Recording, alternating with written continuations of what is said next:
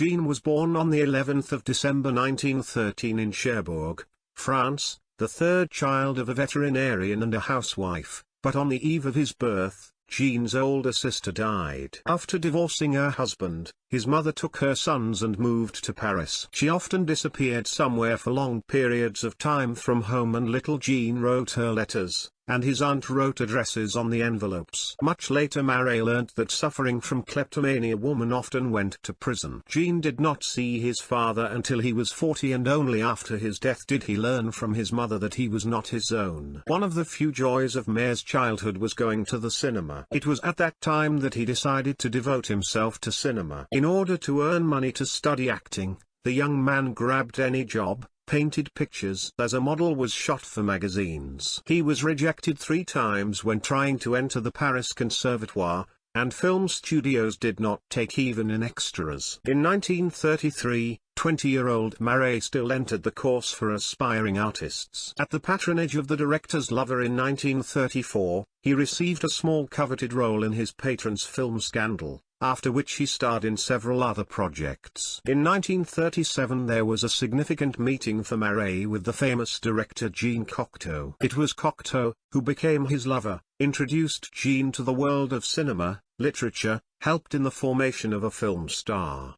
Marais played in almost all of his films and plays, gaining international recognition and popularity. Jean brilliantly performed key roles in his projects, the plays Oedipus the King and Knights of the Round Table, the films Carmen and Eternal Return. During the Second World War Marais went to the front, repeatedly showing courage and bravery, for which after the war was honored with a state award, the Military Cross. In 1946, the screens came out their new joint project Beauty and the Beast. Marais performed 3 roles at once, a prince, a friend of Ludovica Beelen, and the Beast. The film was recognized by critics as a cinematic masterpiece. Jean received the Bambi Award for his work. In 2005, the manuscript of Cocteau's script went at auction at Sotheby's for €120,000. The end of the 40s was marked by the release of beautiful pictures with Marais in key roles, in the drama Two-Headed Eagle, in the film Terrible Parents, Fantasy Orpheus, nominated for an award of the British Film Academy. 50s were the beginning of the heroic adventure period in his work. Performing the role of the defenders of the weak and champions of honor and justice, Marais perfectly played in The Count of Monte Cristo, Captain Fracassa, The Hunchback, which have become very popular.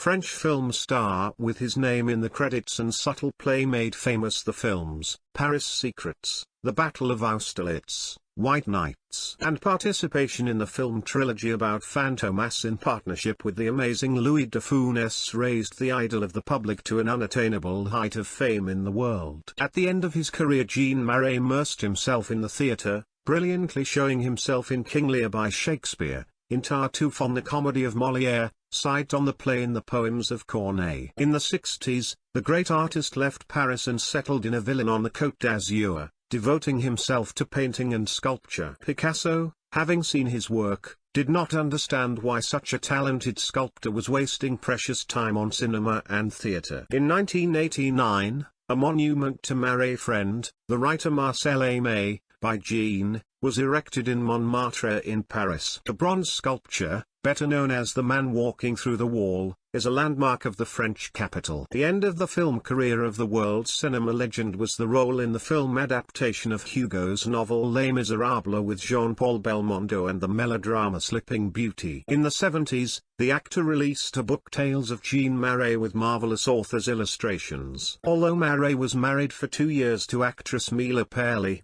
with whom already after the divorce starred in Beauty and the Beast, the actor most likely had no interest in women. His life companion, a great love and friend became until his death, Jean Cocteau. They lived together for 25 years. In an effort to pay tribute to the memory of Cocteau, Marais wrote a book about him and in 1983 staged a play Cocteau Marais at the Théâtre de Vatelier.